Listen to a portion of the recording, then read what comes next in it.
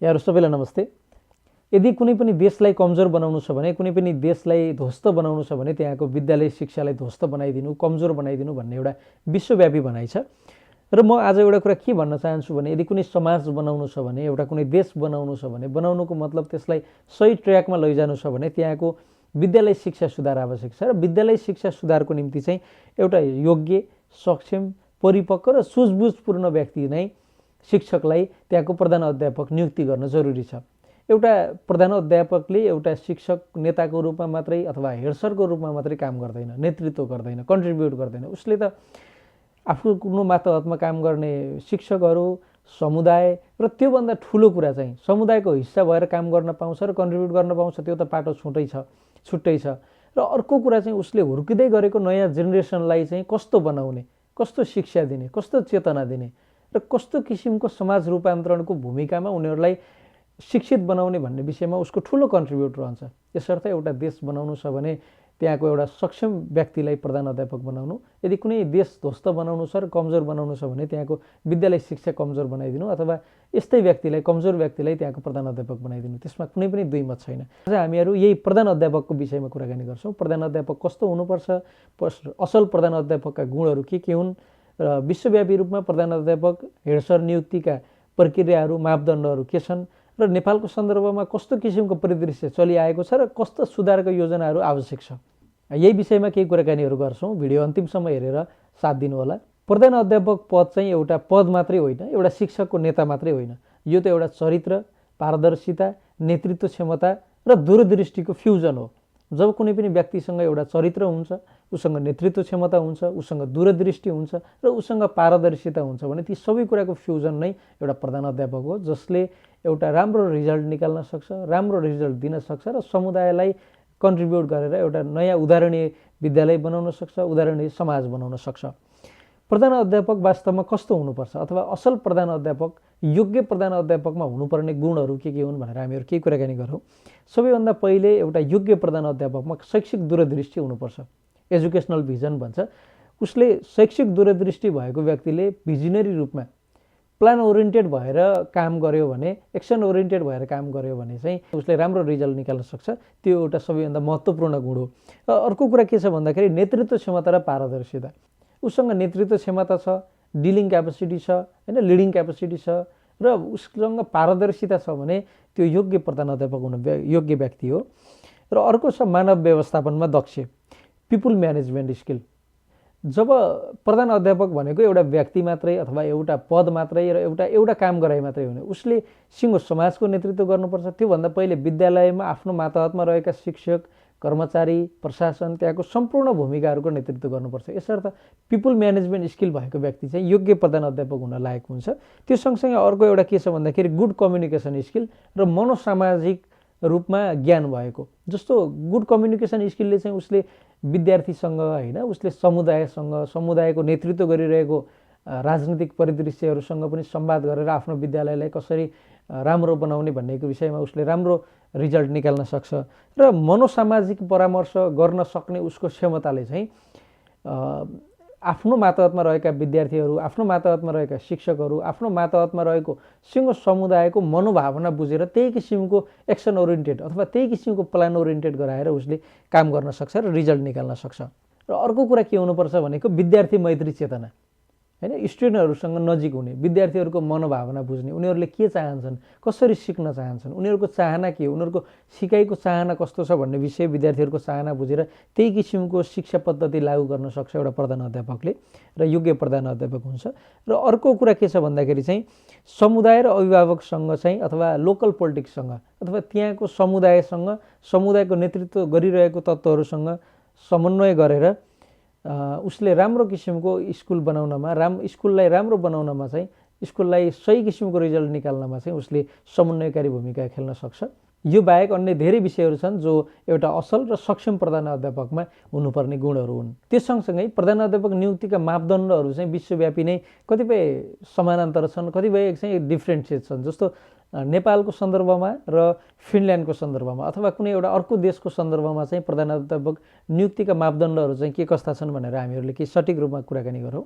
जस्तो उदाहरणको निम्ति चाहिँ विश्वव्यापी रूपमा शैक्षिक योग्यता अथवा मास्टर्स इन एजुकेसन गरेको चाहिँ अनिवार्य रूपमा हुनुपर्ने एउटा प्रावधान छ धेरै जस्तो ठाउँहरूमा, अथवा प्रशासकीय अनुभव, नेतृत्व क्षमता र उसको शैक्षिक अनुभव चाहिँ अलिकन बढी यो कमन फ्याक्टरको रूपमा प्रधान अध्यापक नियुक्तिको मापदण्डको विषयमा चाहिँ मानिन्छ।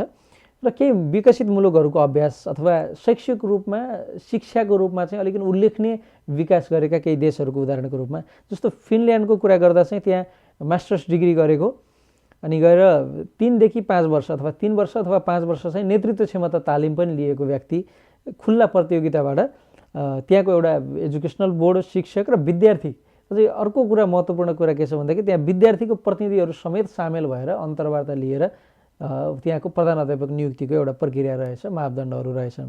त्यो सँगसँगै नर्वेमा के रहेछ भन्दाखेरि चाहिँ 1 वर्षको न्यूनतम पनि 1 वर्षको चाहिँ नेतृत्व कोर्स अनिवार्य, नेतृत्व क्षमता तालिम चाहिँ अनिवार्य रहेछ। त्यो सँगसँगै चाहिँ त्यहाँ समुदायको सहमति र विद्यालय सुधारको योजना, जस्तो विद्यालय सुधारको उसको विद्यालय सुधारको योजनाहरू के छन् भन्ने आधारमा चाहिँ त्यहाँको प्रधानाध्यापक नियुक्तिको केही मापदण्डहरू रहेछ। जापानको सन्दर्भमा चाहिँ त्यहाँ सबैभन्दा महत्त्वपूर्ण चाहिँ शिक्षा एउटा अनुभव नै रहेछ। र अर्को कुरा चाहिँ त्यहाँको शिक्षा बोर्डले अन्तर्वार्ता परीक्षाहरू लिने रहेछ प्रधानाध्यापक नियुक्तिको खण्डमा मापदण्डको आधारमा। अनि त्यहाँनिर चाहिँ अर्को अझै एउटा योग्यता चाहिँ के चाहिँदो रहेछ भन्दाखेरि उच्च अनुशासन, प्रशासनिक क्षमता र शैक्षिक नीतिमा चाहिँ ज्ञान भएको व्यक्ति हैन लाई चाहिँ त्यहाँनिर प्रधानाध्यापक नियुक्तिमा चाहिँ अलिकति प्रायोरिटी दिइँदो रहेछ। अनि युएसको हकमा चाहिँ के रहेछ, अमेरिकाको हकमा के रहेछ भन्दा चाहिँ त्यहाँको एउटा फरक, यो सबै देशहरूको भन्दा एउटा फरक पाटो चाहिँ त्यहाँ प्रिन्सिपल लाइसेन्स हुँदो रहेछ अथवा प्रधान अध्यापक नियुक्तिको लागि बन्नको लागि चाहिँ एउटा लाइसेन्स होल्ड गरेको हुनुपर्ने रहेछ। त्यहाँ इक्जाम र इन्टरभ्यूहरू चाहिँ खुल्ला रूपमा हुने र विद्यार्थी केन्द्रित नेतृत्व, विद्यार्थीहरूलाई समन्वय गरेर काम गर्न सक्ने नेतृत्वलाई चाहिँ अलिकति विशेष प्राथमिकता दिइँदो रहेछ अमेरिकाको हकमा चाहिँ। र नेपालको सन्दर्भमा के छ भन्दाखेरि चाहिँ प्रधान अध्यापक नियुक्तिको विषयमा कतिपय ठाउँहरूमा सक्षम प्रधानाध्यापक अथवा योग्य प्रधानाध्यापक नियुक्तिले राम्रो रिजल्टहरू आएको धेरै उदाहरणहरू पनि छ नेपालमा, राम्रो उदाहरणहरू पनि छन्। र अधिकांश ठाउँहरूमा हाम्रोमा चाहिँ एउटा कमन फ्याक्टर के छ भन्दाखेरि नियुक्ति प्रक्रियामा चाहिँ पारदर्शिता अलिक कम छ। जस्तो योग्य व्यक्तिलाई प्रधानाध्यापक बनाइन्छ भन्ने कुरामा चाहिँ अलिकति पारदर्शिता कम नै छ। अनि नेतृत्व तालिममा चाहिँ अलिकति कमजोर मानिन्छ। अब कोही योग्यताले, क्षमताले, उसको स्व अध्ययनले, कतिपय कुराहरूले पनि योग्य हुने कुरा आफ्नो ठाउँमा छ। विशेष गरी चाहिँ नेतृत्व तालिम चाहिँ अलिकति कमजोर नै मानिन्छ हाम्रो हकमा। र अझै बढी अर्को कुरा के छ भन्दाखेरि हाम्रोमा यो राजनीतिक हस्तक्षेप छ। जस्तो प्रधान अध्यापकले धेरै कुराहरूको नेतृत्व गर्ने, धेरै कुराहरूमा प्रभाव पार्ने हुँदा स्थानीय तहहरूमा पनि दलहरूको अलिकति प्रभाव हुने र प्रत्यक्ष राजनीतिक हस्तक्षेप हुने चाहिँ हाम्रोमा अलिक बढी नै छ। अनि समुदायको सहभागिता केही कम छ। जस्तो को व्यक्ति प्रधान अध्यापक हुँदा चाहिँ अलिकति राम्रो रिजल्ट ल्याउन सकिन्छ भनेर समुदायले पनि त्यही किसिमको कन्ट्रिब्युट गर्ने देखिन्न।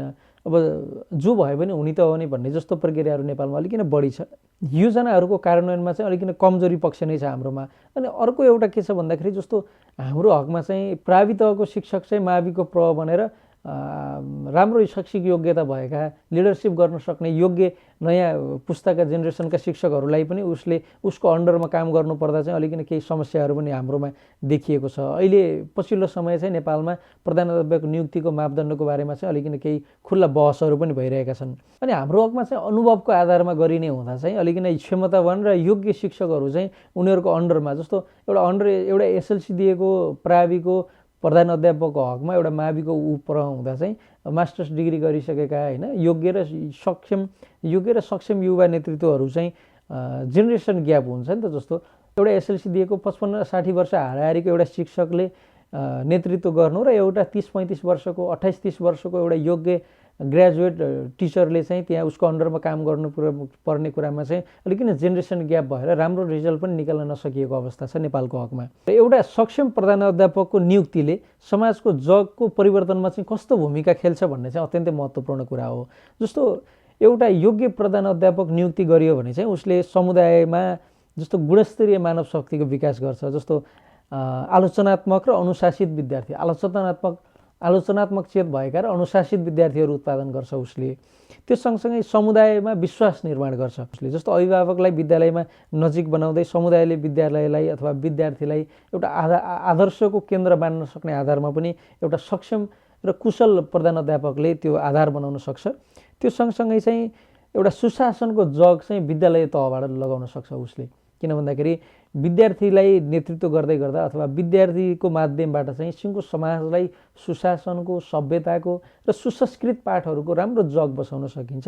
त्यसले गर्दा पनि एउटा राम्रो कन्ट्रिब्युट चाहिँ प्रधान अध्यापकले त्यहाँबाट पनि गर्न पाउँछ।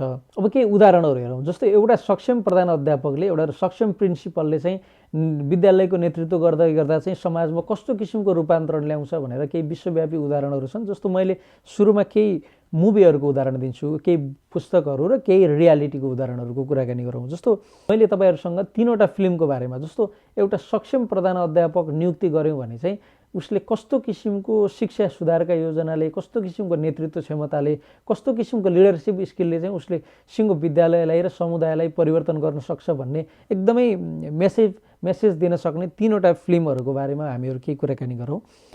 जस्तै एउटा मैले एकदमै हामीले बुझ्ने भाषामा बनेको एउटा तमिल फिल्म छ, भारतीय फिल्म म्याडम गीता रानी भन्ने। उक्त म्याडम गीता रानी फिल्ममा चाहिँ एउटा महिला त्यहाँ विद्यालयको, एकदमै बिग्रिएको विद्यालयको प्रधान अध्यापक भएर आउँछिन् र उनले त्यहाँ एकदमै धेरै सुधारका कुराहरू, उनले जरैदेखि विद्यालयको, समुदायको, शिक्षकको, निजी विद्यालयहरूको प्रेसर, अनि लोकल पोलिटिक्सको प्रेसर, राजनीतिको अनि लोकल पोलिटिक्स अथवा सेन्ट्रल पोलिटिक्सहरूको प्रेसर अथवा शिक्षा बोर्डहरूको प्रेसरहरू, सबै कुराहरूलाई ह्यान्डल गरेर उनले त्यहाँको विद्यालयलाई अत्यन्तै सुधार गरेर त्यहाँ राम्रो रिजल्ट निकाल्न सक्छिन्।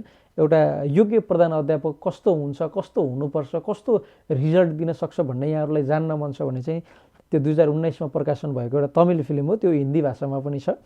म्याडम गीता रानी भन्ने युट्युबमा गएर सर्च गर्न सक्नुहुन्छ। यो एकदमै सहज भएको हुनाले मैले यो भने। अनि अर्को फिल्म छ लियोन अन मी भन्ने छ। त्यहाँ चाहिँ हिंसा, ड्रग्स आदिले अत्यन्तै बिग्रिएका विद्यार्थीहरू, अत्यन्तै ध्वस्त भएको समाज, अत्यन्तै ध्वस्त भएको विद्यालयमा चाहिँ जो लुइस क्लार्क भन्ने एउटा पात्र प्रधान अध्यापक भएर आउँछन्।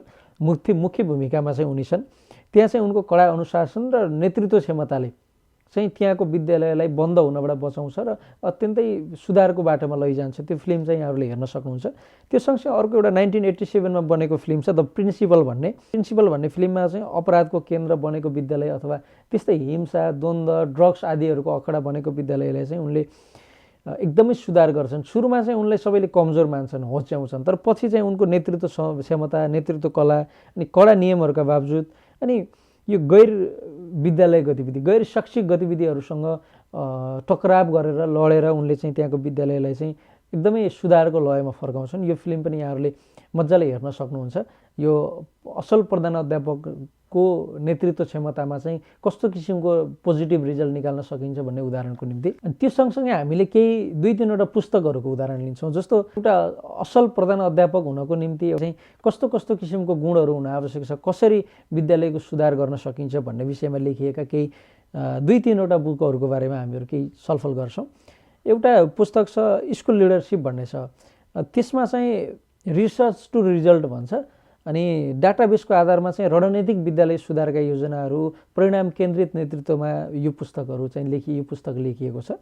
एकदमै रिसर्च टु रिजल्ट, त्यहाँ चाहिँ एकदमै डाटाबेसको आधारमा रणनीतिक विद्यालय सुधारका योजनाहरू बनाएर विद्यालयले चाहिँ कसरी सुधार गर्ने भन्ने विषयहरू उल्लेख गरिएको छ। स्कुल लिडरसिप भन्ने एउटा बुक छ। अनि अर्को एउटा पुस्तक छ हाउ टु रन स्कुल भन्ने किताब छ।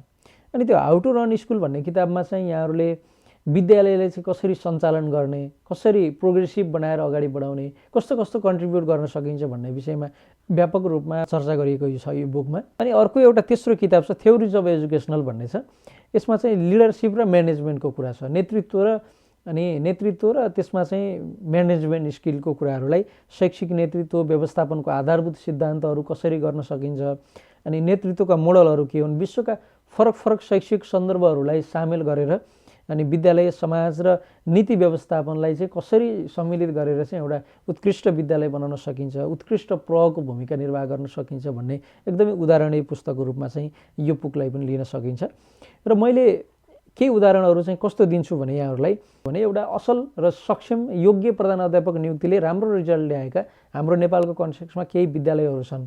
अनि अधिकांश ठाउँका विद्यालयहरूको बारेमा त म आफू पनि जानकार नहोला, जति मैले जानकारी पाएको छु, मेरो जानकारीमा जति छन् अथवा मेरो जानकारीमा रहेका केही टप 5, टप 3 स्कुलहरूको बारेमा चाहिँ म यहाँहरूसँग कुराकानी गर्छु। जस्तो ती विद्यालयहरूमा चाहिँ त्यहाँको प्रधान अध्यापकको भूमिकाले उहाँहरूको लिडरसिपले, उहाँहरूको क्षमताले, उहाँको नेतृत्व क्षमताले त्यहाँको विद्यालयहरूलाई चाहिँ अत्यन्तै सुधारको बाटोमा लैजानु भएको छ। अनि त्यसको उदाहरणको रूपमा चाहिँ बुटवलको कालिका विद्यालय भन्ने छ, जसले नेपालकै सार्वजनिक विद्यालयहरूमा राम्रो रिजल्ट निकालेको छ। एउटा उदाहरणको रूपमा चाहिँ बुटवलको कालिका स्कुललाई लिन सकिन्छ। अनि दोस्रो नम्बरमा मैले एउटा भेटेको चाहिँ अर्घाखाँचीको भूमिका स्थान नगरपालिका 3 नम्बरमा रहेको अन्नपूर्ण मावि छ। त्यहाँको चाहिँ मैले त्यहाँको परिवेशहरूको मैले केही साथीहरूसँग यो विषय, यो कन्टेन्ट बनाउन लागिसकेपछि चाहिँ केही सुझावहरू सङ्कलन गरेको थिएँ। त्यसमा चाहिँ त्यहाँको अन्नपूर्ण माविमा चाहिँ सुभाष बन्जाडे भन्ने हेड सरले चाहिँ त्यहाँको शैक्षिक सुधार, त्यहाँ पढ्दै कमाउँदै लगायतका धेरै विषयहरूलाई सामेल गरेर उहाँले त्यहाँको विद्यालयलाई अत्यन्तै सुधारको बाटोमा, अत्यन्तै खराब परिस्थितिमा रहेको विद्यालयलाई गत वर्षको एसईमा त उहाँले त्यहाँ 100% रिजल्ट निकाल्नु भएको पनि मैले समाचारहरू भेटेँ। त्यो सँगसँगै मैले केही दिन अगाडि एउटा देखापडीमा पूर्वी नवलपरासीको एउटा विद्यालय, जहाँनिर चाहिँ दीपक सर भन्ने हेड सर हुनुहुन्थ्यो, मैले एक्ज्याक्टली त्यो विद्यालयको नाम सम्झिनँ। उहाँले त्यहाँ विद्यालयमा चाहिँ हेड सरसँग विद्यार्थी कार्यक्रमहरू सञ्चालन गरेर राम्रो रिजल्ट निकाल्नु भएको मैले भेटेको थिएँ। त्यो सँगसँगै गुल्मीको तमगासमा रहेको सिद्धबाबा माविले पनि एउटा सक्षम प्रधान अध्यापकको लिडरसिपमा, नेतृत्व क्षमतामा चाहिँ राम्रो रिजल्ट निकालिरहेको खबरहरू पनि छ। अनि बागलुङको खरबाङमा रहेको त्रिभुवन माध्यमिक विद्यालय, अस्थायी शिक्षक चाहिँ त्यहाँको प्रधान अध्यापक हुनुहुन्छ। उहाँले उहाँको नेतृत्व क्षमता अथवा लिडरसिपमा कतिपय राम्रा सुधारका कुराहरू गरेर उहाँले त्यो विद्यालयलाई नमुना माध्यमिक विद्यालयको रूपमा राम्रो रिजल्टहरू दिइरहनु भएको छ, राम्रा प्रयासहरू गरिरहनु भएको छ। सायदै त्यहाँ अहिले पछिल्लो समय त्यो विद्यालयको अझै शैक्षिक प्रगतिको निम्ति चाहिँ त्यहाँ धनधान्याञ्चल महायज्ञ पनि आयोजना गरिएको छ। यसर्थ यी विषयहरूबाट के प्रष्ट हुन्छ भने, जब एउटा समुदायलाई, जब एउटा देशलाई, जब एउटा सिङ्गो जेनेरेसनलाई हामीले चेन्ज गर्न चाहन्छौँ, नयाँ रिजल्ट निकाल्न चाहन्छौँ, नयाँ सुधारको कुरा गर्न चाहन्छौँ भने चाहिँ एउटा सक्षम, योग्य र सबल व्यक्तिलाई विद्यालय शिक्षाको अथवा विद्यालयहरूको प्रधान अध्यापक बनाएर विद्यालय शिक्षा सुधारको माध्यमबाट सिङ्गो समाजलाई, सिङ्गो देशलाई र सिङ्गो राष्ट्रलाई कन्ट्रिब्युट गर्न सकिन्छ। यो विषयमा हामीहरू अत्यन्तै संवेदनशील हुन जरुरी छ। पछिल्लो समय नेपालको हकमा पनि प्रधान अध्यापक नियुक्तिको विषयमा चाहिँ कस्तो किसिमको मापदण्ड अपनाउने, खुल्ला किसिमले प्रधान अध्यापक नियुक्ति गर्ने कि भन्ने विषयमा पनि खुल्ला बहस भइरहेको छ। यो पनि एउटा बहसको पाटोको रूपमा लिन सकिन्छ मजाले। र हाम्रोमा अलिक बढी भइरहेको जस्तो किसिमको राजनीतिक हस्तक्षेप छ, एउटा प्रधान अध्यापकले ठुलो कुराहरूमा प्रभाव पार्ने हुँदा राजनीतिक दलहरूले चाहिँ आफू अनुकूलको, आफूसँग स्वार्थ मिल्ने, आफूसँग सिद्धान्त मिल्ने, आफ्नो नजिक भएर काम गरिदिने शिक्षकहरूलाई प्रधान अध्यापक बनाउनमा अलिकन बढी लबिङ गर्ने परिपाटी छ। तर वास्तवमै यो कुराले चाहिँ हाम्रो समाजलाई अझै बढी अन्धारोतर्फ, अझै बढी अन्धकारतर्फ धकिलिरहेको कुरा चाहिँ हाम्रो लोकल पोलिटिसियनहरूले अथवा सेन्ट्रल पोलिटिसियनहरूले पनि यसमा एकदमै बुझ्न जरुरी छ र संवेदनशील हुन जरुरी छ। किन भन्दाखेरि एउटा प्रनियुक्ति गर्ने विषयमा हामीले चुक्यौँ भने, कमजोरी गऱ्यौँ भने चाहिँ त्यसले सिङ्गो समुदायमा, सिङ्गो नयाँ जेनेरेसनमा, सिङ्गो देशको विकासमा अथवा धेरै कुराहरूमा ठुलो असर ल्याउन सक्छ। यसर्थ विद्यालय सुधारको पहिलो ढोका भनेको चाहिँ प्रधान अध्यापक नै हो। एउटा एडमिनिस्ट्रेटिभ रूपमा, ऊ प्रशासनिक रूपमा, ऊ पिपुल म्यानेजमेन्टको स्किलको रूपमा, कम्युनिकेसनको स्किलको रूपमा, ऊ लिडरसिपको कुरामा, ऊ समस्या समाधान कसरी गर्न सकिन्छ, होइन, ऊ प्लान ओरिएन्टेड भएर काम गर्न सक्ने योग्य प्रिन्सिपललाई हामीले नियुक्ति दियौँ भने चाहिँ उसले राम्रो रिजल्ट निकाल्न सक्छ। त्यसैले त्यो गर्न सक्यो भने चाहिँ विद्यालय बदलिन्छ। विद्यालयको माध्यमबाट हामीले समाज बदल्छौँ र समाज सँगसँगै सिङ्गो देश बदलिन्छ। यसर्थ हामीलाई एउटा देश बनाउनु छ भने, एउटा समाज सही बाटोमा हिँडाउनु छ भने चाहिँ विद्यालय शिक्षा सुधार आवश्यक छ र विद्यालय शिक्षा सुधारको निम्ति चाहिँ योग्य र सक्षम प्रधान अध्यापक नियुक्तिको आवश्यक छ। हामीले हाम्रो वरिपरि पनि हाम्रा विद्यालयहरूमा हामीले पढेका, हाम्रो समाजमा रहेका विद्यालयहरूमा पनि प्रधान अध्यापक नियुक्तिको प्रक्रियाहरू कस्ता छन्, कस्तो व्यक्तिलाई प्रधान अध्यापक नियुक्ति गरिँदैछ, बनाइँदैछ भन्ने विषयमा चासो राखौँ। अथवा भइरहेका प्रधान अध्यापकलाई चाहिँ कसरी राम्रो रिजल्ट निकाल्न सकिन्छ, कसरी चाहिँ नयाँ जेनेरेसनसँग, विद्यार्थीहरूसँग, समुदायसँग समन्वय गरेर हजुरले राम्रो रिजल्ट दिन सक्नुहुन्छ भन्ने विषयमा पनि समन्वय गरौँ, छलफल गरौँ, कुराकानी गरौँ, विचार विमर्श गरौँ, जसले गर्दा समुदायको बृहत्तर हितमा हामी सबैको समन्वयकारी भूमिका हुन सकोस्, जसले हामी सबैलाई राम्रो बनाउन सकोस् र सभ्य समाजको असल नागरिक भएर बाँच्न पाइने एउटा आधार स्तम्भ तय गर्न सकोस्। Okay, thank you very much. हामी फेरि अर्को भिडियोमा अर्को विषयमा फेरि जुट्नेछौँ, फेरि छलफल गर्नेछौँ।